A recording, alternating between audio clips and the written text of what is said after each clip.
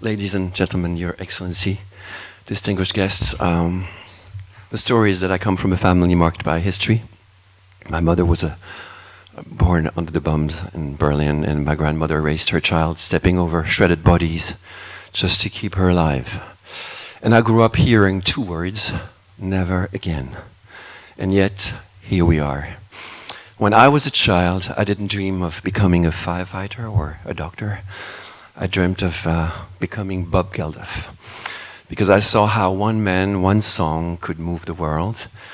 A man creating Live Aid, a 17-hour concert across 2 continents for one single cause back in July 1985.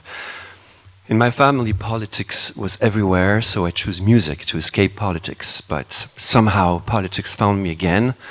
I guess it's called aging. Now, let me take you forward in time to April of 2025. I had been invited to the United Nations for the first time in my life to speak at a symposium about artificial intelligence.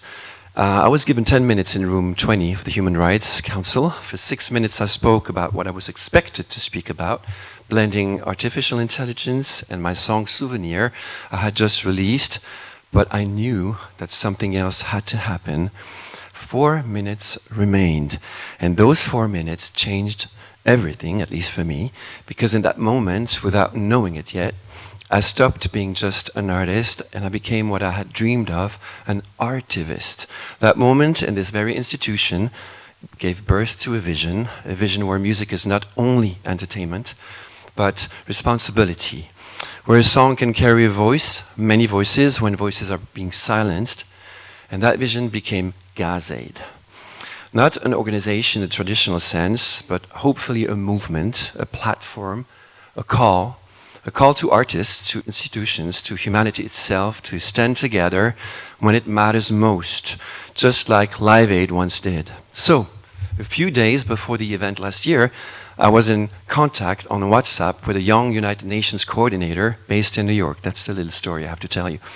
I asked her a simple question: would it be possible for me to sing and play in room 20 of the Human Rights Council? She seemed surprised. She said, "You're supposed to speak, aren't you?" And I replied, "Yes, but I would like to sing." Then she said, "You should ask the technician in Geneva." So I called the technician in Geneva, and guess what? I never asked anything. I said, "It's okay for me to sing," the lady said in New York. So that's how you make it, right? Then he simply said, "Well, come the day before and we'll do a sound check," like I did today. And that's how something unexpected became possible. That day I chose not to sing the song I was supposed to sing, looking at the people who hired me like terrified, and I sang another one, a song I had just written, In Her Father's Arms, a song about children who die because of the madness of men.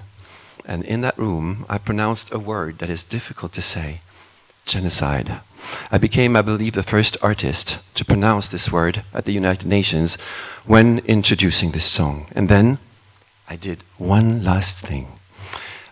I said back then that I would like to dedicate this song to someone called, I said back then, someone called Francesca Albanese.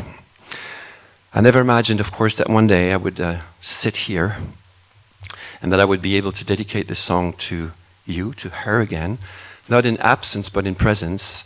So I know you don't like it that much, but Francesca, this is for your courage, for your voice, for your integrity, and for the children of the world who die in wars and genocides like the children of Palestine. So on behalf of GAZAid, and with deep gratitude to everyone at the Permanent Observer Mission, the State of Palestine, to the United Nations Office, to His Excellency Ibrahim Khraishi, happy birthday, by the way, and to my collaborator Abdel Wahab Hani and my dad, who's in the room. Allow me please to continue with the only language I truly know, music.